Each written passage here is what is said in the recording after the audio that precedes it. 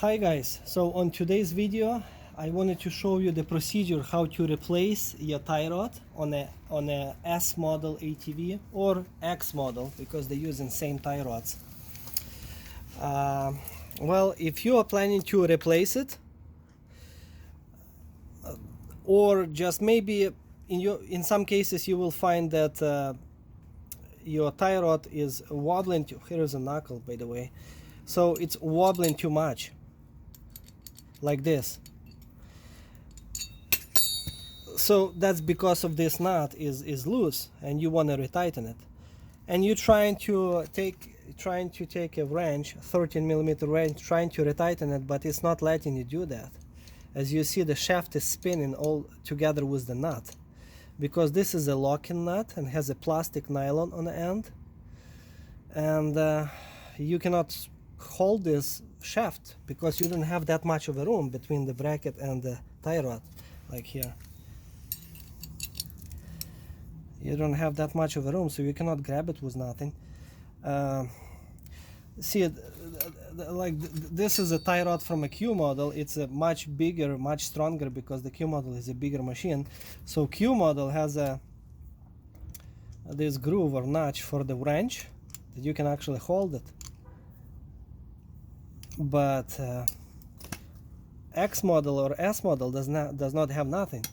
So, well, that would be easy to just take a pair of vice grips and hold it, but you don't have that much of a space between the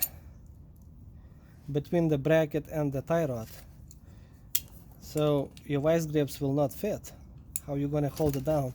Well, you can use a regular long nose pliers and they will fit, but you will have to, you know, press those two handles really hard, and in the same time, if you don't have a helper, you know, trying to tighten it or loosen that nut.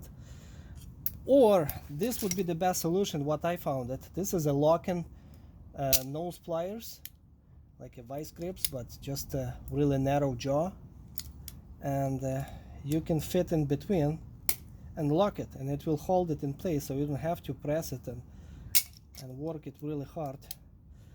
So if you're planning just to retighten that nut or loosen that nut, you will really have to, you know, have some kind of tool like this, and you can get it from Walmart under the $10.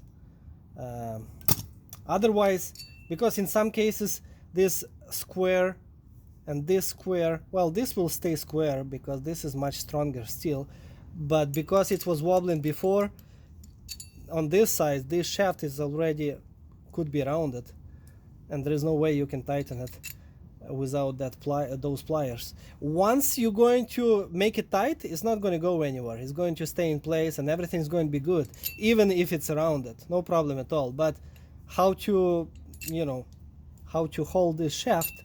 So yeah, you will have to just take those pliers and lock it, and it will stay. You don't have to press those handles, and then you can just work with your wrench to tighten it or remove it. This is the best option how to deal with any kind of worn, rounded shafts in this case. Okay, I hope it was pretty helpful for you. Thank you. Bye.